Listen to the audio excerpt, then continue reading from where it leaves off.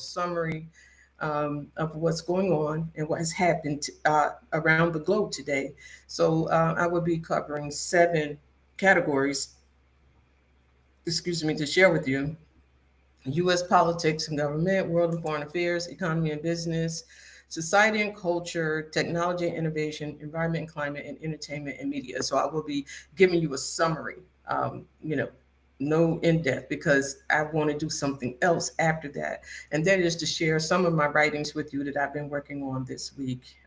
And I have been doing quite a few things. So just to give you a little taste of what I've been working on. Um, all right, so the first one is U.S. politics and government. So these are headlines from today, October 14th, 2025. The federal government shutdown continues with Congress still deadlocked and key services suspended. There is no, I mean, there is no end in sight here with that. No end, at least not in the short term. It seems that they are still so deadlocked on both sides that it's hard to see this wrapping up anytime soon. And I pray that I'm wrong. Trust and believe me, I hope that's not the case. All right. The White House is reportedly considering invoking the Insurrection Act, potentially expanding military deployment for domestic use. Um, I know everybody has an opinion on that as far as sending the troops in the federal law enforcement troops into these cities to fight crime. My personal opinion with that is that, you know, there's no way to eradicate crime. These, whatever they're doing with this, is not going to wipe out crime in any of these states or any of these cities.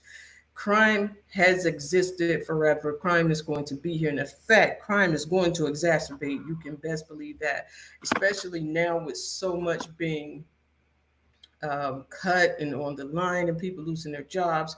I just don't see the crime getting any better, period. And federalizing our military is not going to help that. Um, you know, in a sense, it may help only in the sense that if you're in a city that have the federal troops out there and the military, and I'm a veteran, I wouldn't even want to be out there, to be honest with you. But I served in the National Guard and on active duty. I would not certainly not want to be out there. But if you are in a city where there is that presence of federal law enforcement and the military, you know, maybe you might be a little bit more um, slower. And I use that word to do anything in the area where they are. But for the most part, the areas that they're sending them are not even the areas where the crime is taking place.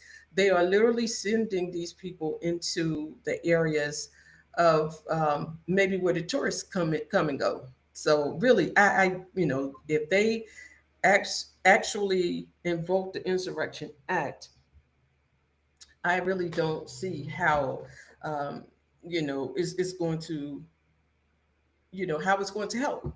And because again, this crime is not going anywhere. Not It's not going anywhere, no matter what. So I wish it was so that we could eradicate crime with a magic wand, but we all know that's just not going to happen. So in the meantime, we have to pray and stay aware, and you know, and keep our eyes open, and just try to be safe the best that we can, because I just see the presence of this, you know, this federalizing of law enforcement and the military. I just see it getting progressively worse. It's just going to cause more and more people to be incarcerated or beaten or worse. And I'll just leave it at that. Mr. Trump recently awarded the Presidential Medal of Freedom to Charlie Kirk, framing it as part of his broader political messaging. And also, Mr. Trump is expected to meet Xi Jinping in South Korea later this month, amid rising tensions, especially over trade in rare earths. So I'm glad to see that he is talking to the president of China, because you know this tariff war that they got going on back and forth is hurting. I can tell you it is really starting to be a problem. And unless, you know, these people need to learn to come to the negotiating table to put some things on the table. If it's something that's not going to work, discuss how you can make it work, or take something out or add something to, because this tariff war and this trade war is really creating damage in this country, whether they want to admit to it or not. Um, World and Foreign Affairs: a ceasefire deal in the Gaza war was brokered involving Israel and Hamas, including the release of hostages and detainees. Now, earlier today, I heard that that may not be the case at all. That there may not be a brokered peace deal after all, a ceasefire. That they may, even start shooting at each other again, because there's somewhere where Hamas is not doing what they're supposed to do as agreed upon. And, there may be some more conflict arising from that. I don't know that to be true or to be factual or to be even a thing, but it is something that I've seen a couple of times around the internet today. So I guess that remains to be seen if it is an actual brokered peace deal or ceasefire. I guess we'll know soon. In Madagascar, the military seized power and they ousted President Andry Rajoelina. I'm hoping that's how you say his name, but he was ousted. Um, and so, yeah, that has happened. That's in Madagascar. So I told you I was going to give you national and global news. In academic circles, concerns grow that the U.S. is slipping in global leadership in information technology research due to funding constraints and security versus openness tensions. That's just not a good sign at all. That's not a good thing. Again, they're saying that in academic circles, concerns are growing that the U.S. is slipping in global leadership in IT research due to funding constraints and security versus openness tensions. It seems that anything pertaining to us is just, on a global scale, we're just not being seen in a very positive light. Let's just be honest about it. Tech firms remain especially exposed to trade risks, semiconductor supply chains, and regulatory uncertainty as U.S. China tensions arise. And as for the environment and climate, the Earthshot Prize 2025 finalists have been announced. The award ceremony is scheduled for November 8th in Rio de Janeiro. Countries and researchers increasingly focus on climate finance, reforestation, clean air, and protection of forests as central themes in environmental policy. And water issues remain pressing in many U.S. states, with new crackdowns on water theft being reported, particularly in California.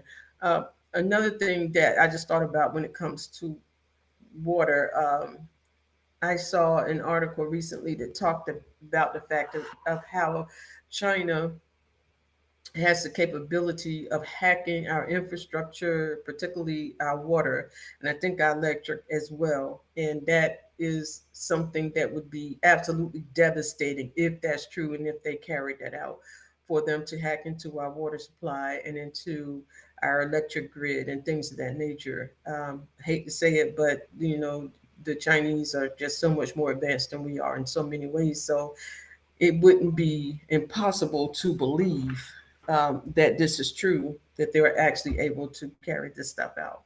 Entertainment and media. In television shows or news shows that are about to debut, um, you have Splinter Cell Death Watch on Netflix. I don't know what it's about, but it doesn't sound interesting to me, but maybe it sounds interesting to you. Again, it's called Splinter Cell Death Watch. The streaming landscape continues to evolve with competition, licensing debates, and content strategies shaping what viewers see next. That's a good thing. Documentaries continue to engage with urgent social issues. It explores anti-Semitism and October 7th protests. Let me get this back up. Okay. And for those who may or may not know, this coming Saturday, October 18th, is the second No King's Day protest around the country. The last one that was on June 14th of this year, 2025, it was estimated to be attended by an estimated 5 million people. And for this one that's coming up on Saturday, they are expecting that number to be more, much more than 5 million. And, you know, our Republican lawmakers are rushing to microphones to say that the No Kings protests are about hating America and something about Antifa. And this is not what these protests are about. These protests are largely peaceful protests. They're not being funded by George Soros. I tell you, George Soros get blamed for everything just about that happens in this country, especially if it's on the left side of the spectrum. But these protests are not paid for by George Soros. They're not hate America rallies or any of those things. I think it's just hard for that side of the aisle, the Republican side of the aisle, to believe that people dislike this administration that much that you would get millions of people in the streets. I think that's where therein lies the problem.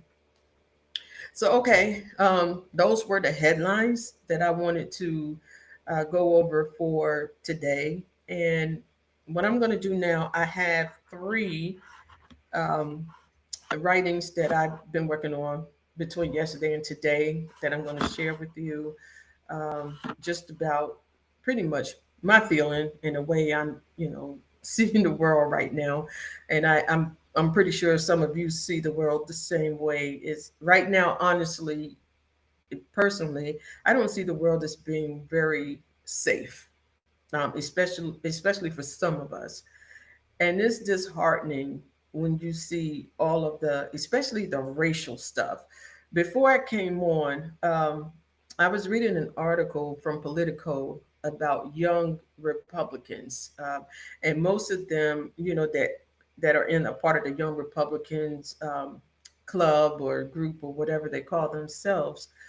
And most of them were about the Gen Z generation age, very young, and some of them are already in office. Some of them are aspiring to office.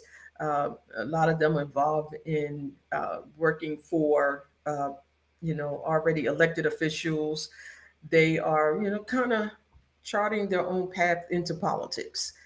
And it was very disheartening that it was in that Telegram platform that there were so many of them that were um, talking about, they were in there throwing around racial epithets and racial slurs. They were talking about, um, I can't even say all the things, they were definitely talking really horribly about people from the LGBTQ community, very racist to, conversations about Black people, Asian people, Hispanic people, immigrants. They even talked about assault of the S kind. And things like that. It was very disheartening to see that because that's a new generation with that mindset, that are going to be people leading this country in the next few years. And if they already have, this mindset, that that's a scary thought. What I read in that article was horrendous, and how their worldview is already set, how their ideology, political ideology, is already set. And it's already set not only in a very negative way against a lot of Americans, but in a very violent way against Americans, because there was also some violence mentioned. I won't go into what was said. If you want to see it for yourself, pull up the Political article that came out today, and it involved the young Republicans. There was just so much in there that I don't even want to speak about, online or publicly. But it was ugly. And again, I think the scariest part and the most disheartening thing is that these are going to be leaders here in this country very soon. So that's troubling. Okay, now that I got off all that, I'm going to share some of my writings with you.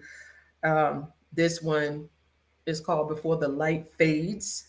I'm going to add a little background music here for, you know, to really make it emotional because this is what I'm feeling for real, for real, for real. Before the light fades, we are living in a time when the noise is louder than the truth, when loyalty to a party often overshadows loyalty to what is right. And when we have mistaken shouting for leadership, the division we see today isn't just political, it's spiritual, it's moral. It's the slow unraveling of what once bound us together.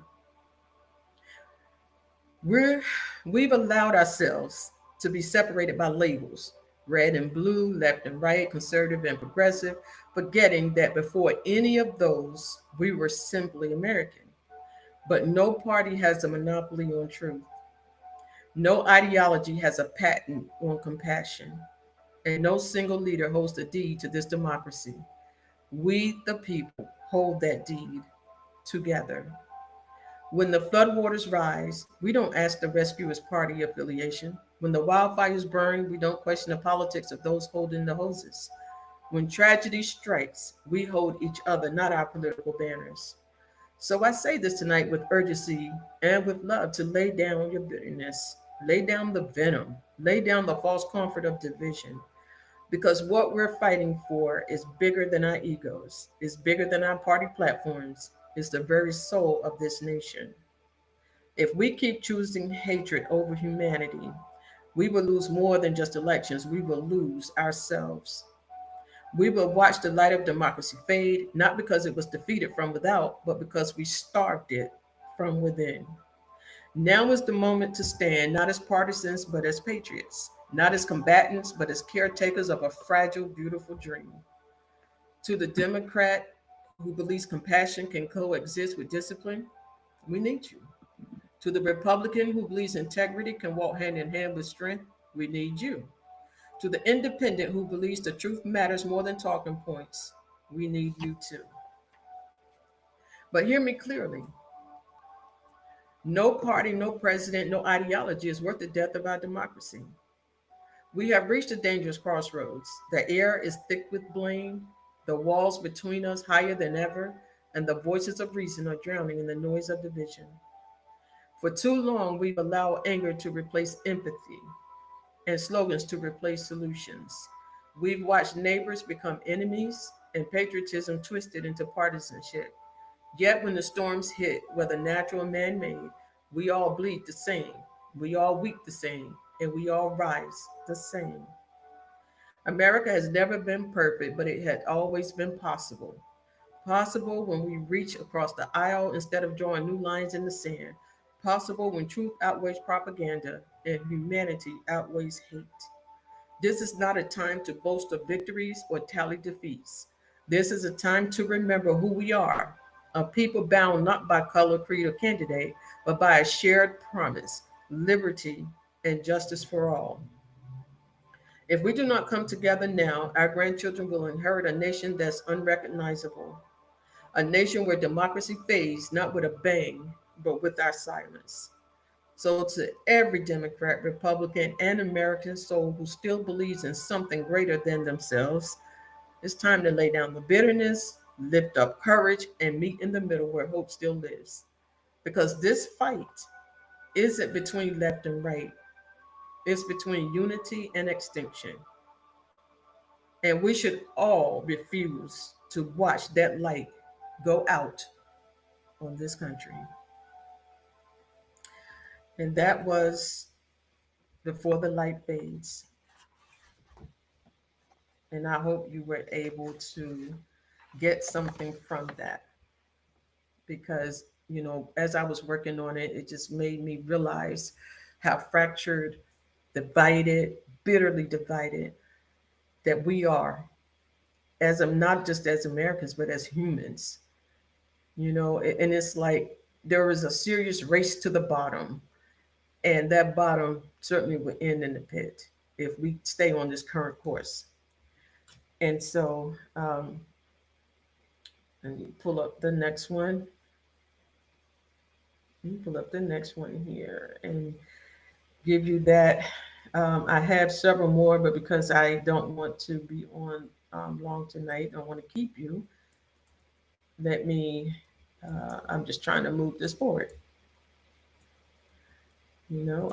Sometimes the way I set these up will be, you know, quick. Some of them be a little bit longer, but tonight is not going to be one of those long ones. So let me get my music for this one going. This one is called "The America We Almost Forgot." The America we almost forgot. All right. You can feel it, can't you? The heaviness in the air, the weight of a nation tearing at its own seams, the bitterness, the blame, the blind loyalty to sides that no longer remember the center.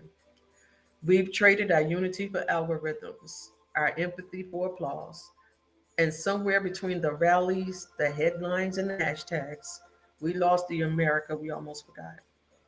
The one that believed in decency, the one that we could disagree without destroying each other, the one that fought tyranny abroad and refused to build it here at home. This isn't about red or blue. This is about the red, white, and blue. This is about the promise written in ink, paid for in blood, and kept alive only by our will to keep believing. Democrats, Republicans, Libertarians, Independents, and all others, you don't have to agree on everything to fight for something.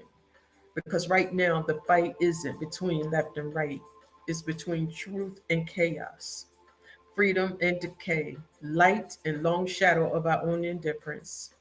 We can't keep saying this is not who we are while acting like it every day. We can't keep praying for change while refusing to become it.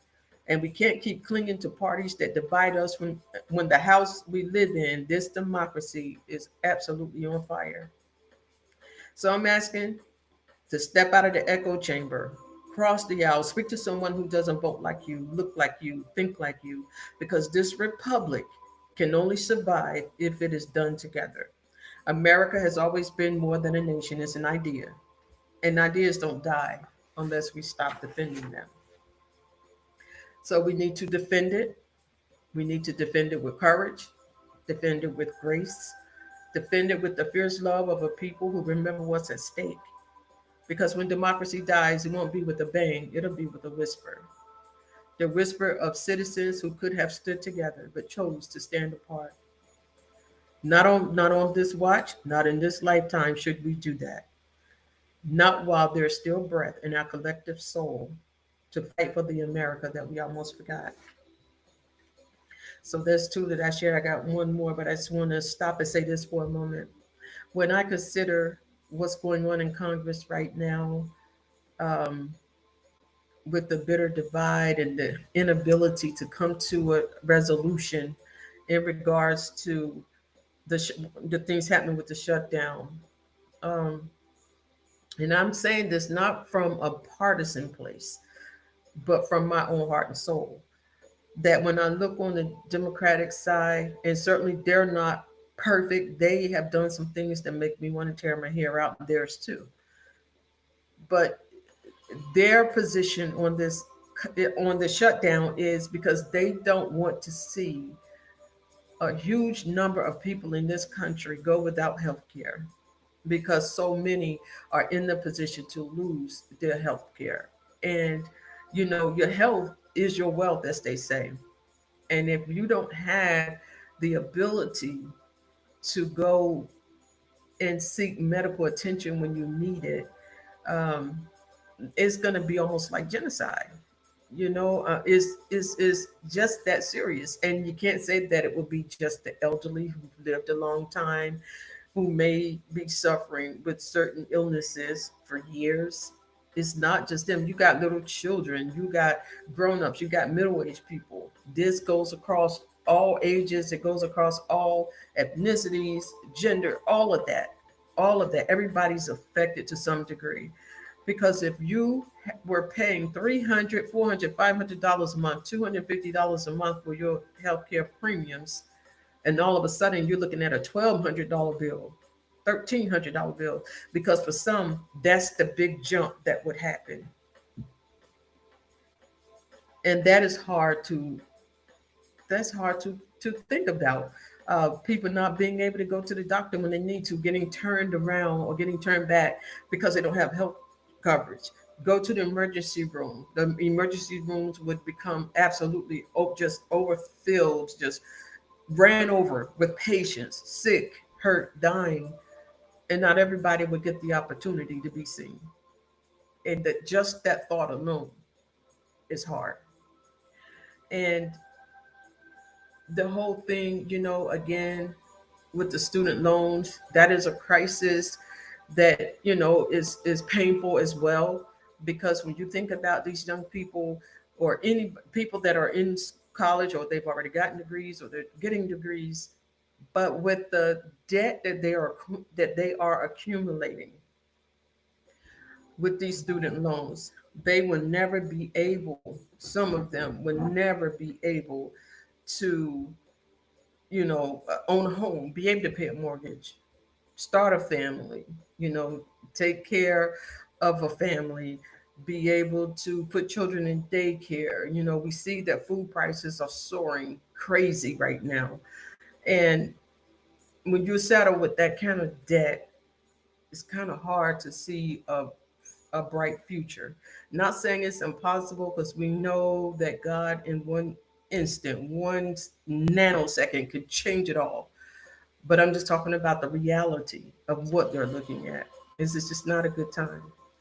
And then when I look at this other issue, of another thing that's destroying the political spectrum right now, is this Jeffrey Epstein issue. Um, and my thought on that is, if you're innocent, if you didn't do anything nefarious, if you didn't do anything criminal, why wouldn't you want your name cleared? Why wouldn't you want your name cleared?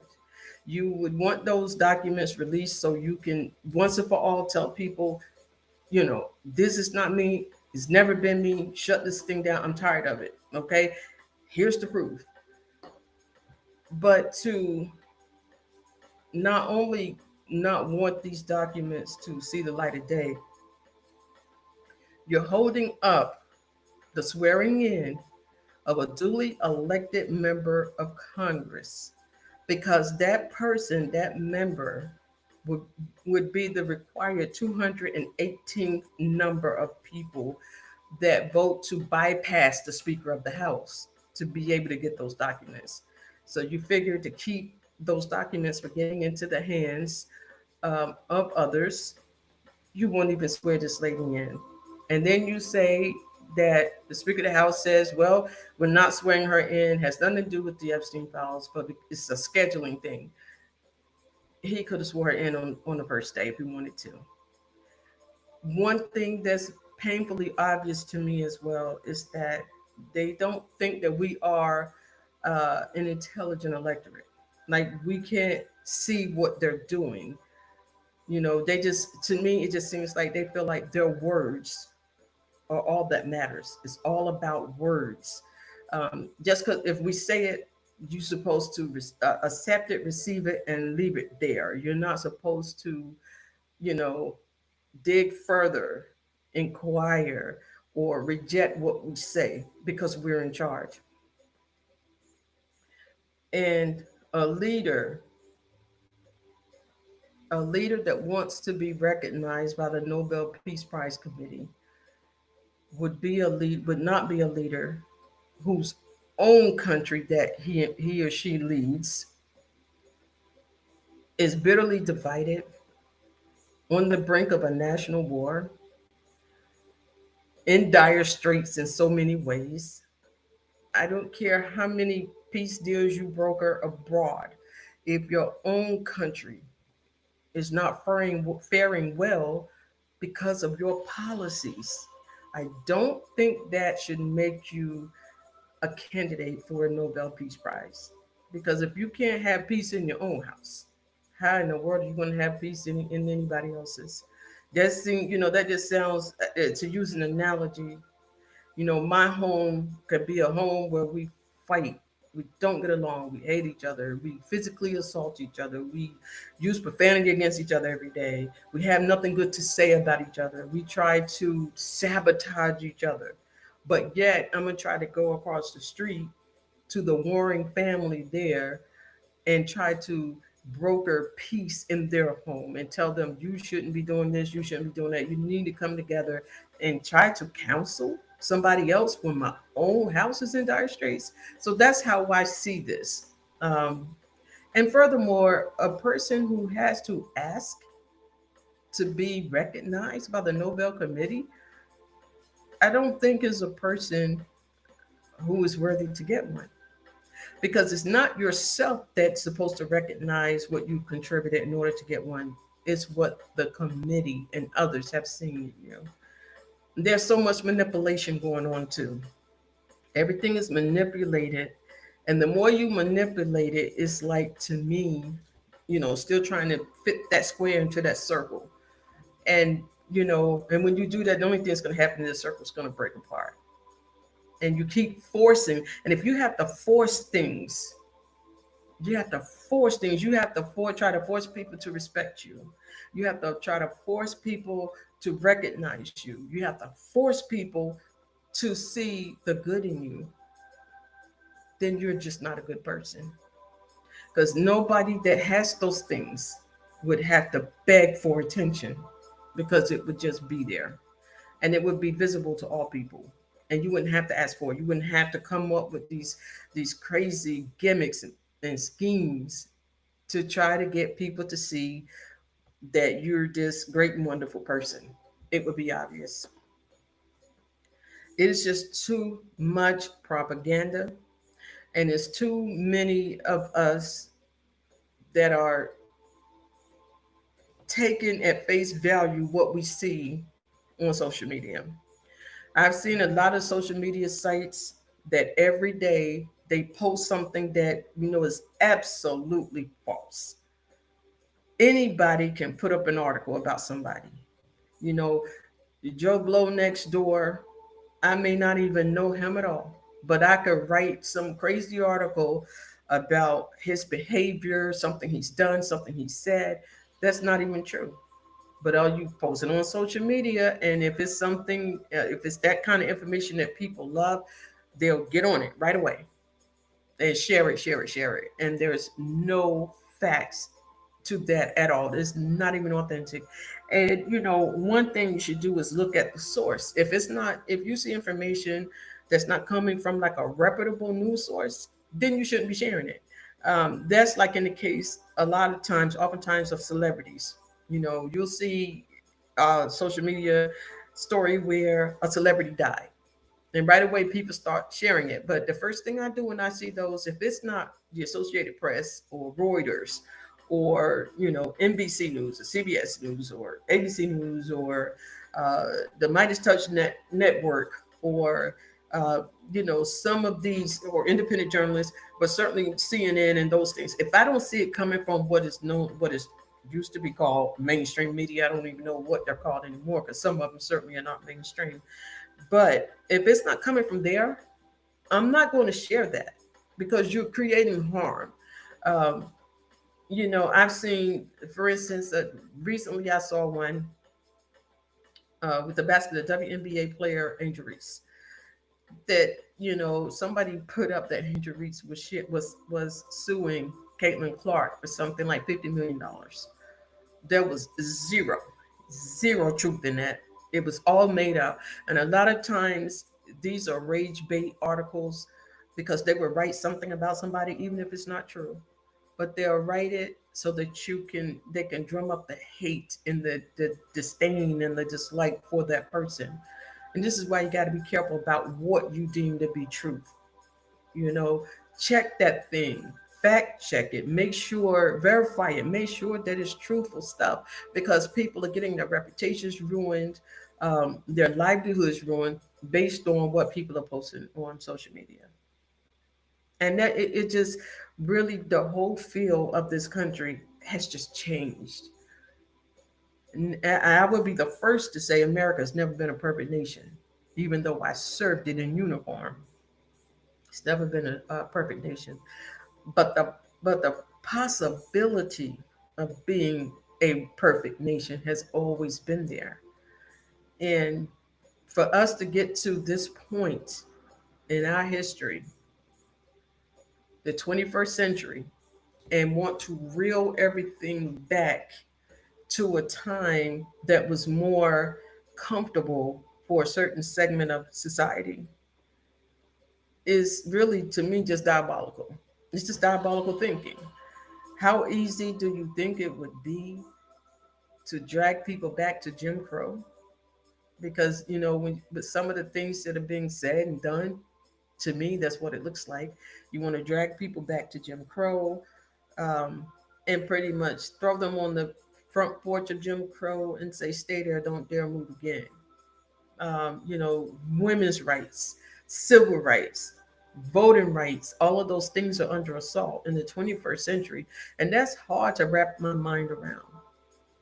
In the 21st century, that we'd be fighting a battle for our voting rights, for women's rights, for civil rights, for the rights of most people in this country, if you're not from a certain demographic. How easy do you think that's going to be? To me, that would be like, you taking a little baby and you started that baby out on formula. Then the doctor might allow you to add a little cereal to the formula. And then the baby eventually is able to eat more solid food, may start with soft stuff like, soft vegetables or soft fruits and pureed stuff. And then eventually that baby gets to the point where it's getting regular meals where it can eat chicken. They can eat potatoes. They can eat, cooked vegetables, and they can eat an apple. And then all of a sudden, you look at that child and say, "No, we're going back to formula." And that child has grown and got accustomed to being able to have this variety of meals to eat, something that can be chewed and swallowed. Now you want to take the child back to formula and expect this child to continue to grow and prosper. It's not going to happen. And that's how I see it when you're talking about stripping away these freedoms. It's not going to result in people being compliant. It's just not. It's not going to be one of those things where people say, "Okay, throw in the towel, you know, do whatever you want to do. We just can't fight this monster." And but it's not going to be that. You can't give people a taste of freedom and then try to, ram your hand down their throat and pull it out. That's just not how it's done. And I think it is a travesty all the way around. Um, there is so much though that all I will say is this: um, those of you that are people of faith, we definitely have to, send up some timber. We definitely have to pray to God for help, for us to, withstand all this happening. And if you have any type of ability, any type of talent or gift, you need to be using it for the good of all, not just for yourself. There really is strength in numbers. And giving up, cowering in fear, afraid to say anything, do anything, there's a time and place. Because certainly with the hostility and the divisive nature of our political, uh, our politics these days, I wouldn't talk about these things at work. I'm pretty sure, everybody's job has some rules and regulations regarding, that type of speech and the use of social media. But if you are one that can teach and inform and enlighten, um, then I think that you should do that because God has given all of us a gift and an ability to do something, and we should do it to the best of our ability. To the best of our ability, because there is somebody out there that needs what you have, and it's going to take that in order for us to stand firm because it's like a bully. If a bully knows that you are afraid and a bully threatens you verbally and tells you what he or she going to do to you if you don't do this, that, and the other, or if you go and tell, I'm going to do this, when you comply out of fear, that doesn't mean that bully is still going to have mercy on you. You've complied, you've done what he or she said, but they still may bully you. They still may try to harm you. And that's the way I see this. And silence is not an option. And being fearful is not an option. Right now, everybody, those people of faith, you should be activating that faith and putting it on 100. And whatever your ministry is, put it on 100, because that's just where we are. I pray for better days. I pray for better days. And I hope you pray for better days, because we're just not seeing them right now. But that don't mean that they can't come, because again, there's strength in unity.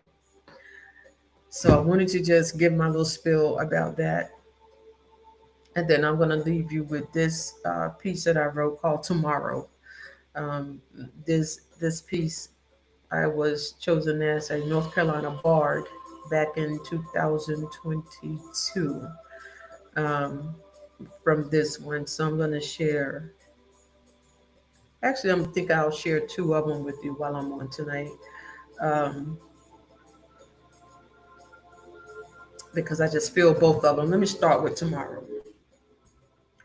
Many believe that tomorrow is a loyal and trusting friend, securing the hopes and dreams and giving happiness to the end.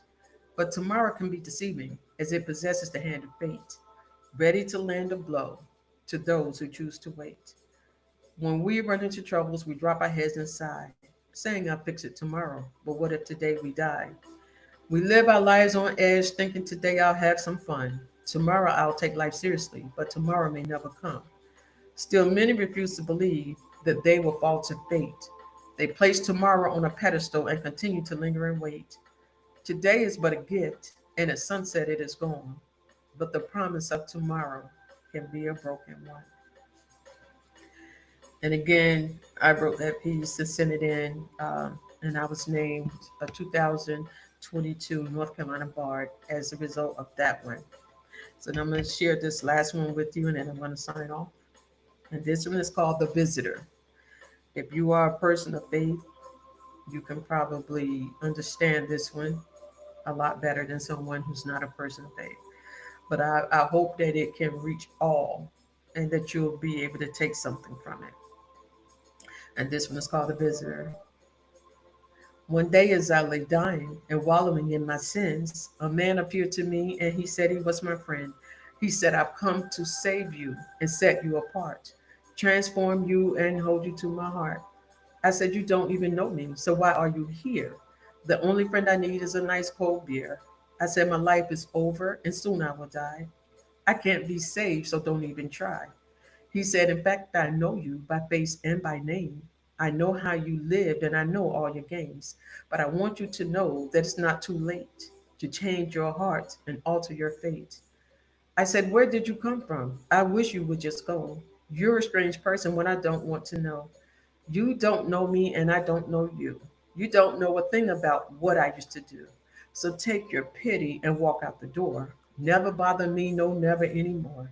He said, if you die in the sinful state, you will be lost and hell will be your fate. He said, I can save you. Don't send me away. If I leave, you'll die today. I said, you're not a doctor and you're not a nurse. I can't be saved. I'm going to get worse. Now I need to rest, so be on your way. I have at least 6 months. I won't die today. He said, I can't force you. Your choice is made. Today you'll die and belong to death and Hades. He said, I wanted to save you, give you eternal life, but you've chosen death in a world of pain and strife. He turned around and walked away. Who was this crazy man anyway? How could he save me unless he was God? Did he think that he could do it with a wink and a nod? I began to tremble and be filled with pain. I could not breathe like I'd been hit by a train. So much darkness I could not see. What in the world just happened to me? I began to see fire and I felt the flames. My flesh began to burn. I was going insane. I could not scream. I could not cry. I could not move, and then I knew why. I figured it out. By now, I could tell that my refusal to repent had sent me straight to hell. I looked above me, saw him standing there, the man who came to see me when I did not care. He was dressed in white from head to toe. His face was radiant and he had a blinding glow. He looked down at me, and his hand was a rod. In his eyes there were tears, and I knew that he was God. The Visitor by Esther Denise Newton. That is all I have to share with you tonight. I would try to come back tomorrow with some more things. Try to come on a little bit earlier tomorrow. I think I'll be able to do that. But until next time, lovelies, enjoy the rest of your eating. Rest well. I hope your day tomorrow is productive. And I hope that God continues to wrap his loving arms around you, safeguarding you, and leading you into your purpose if you haven't found it yet. All right, everybody. I'll see you later. Thanks for listening.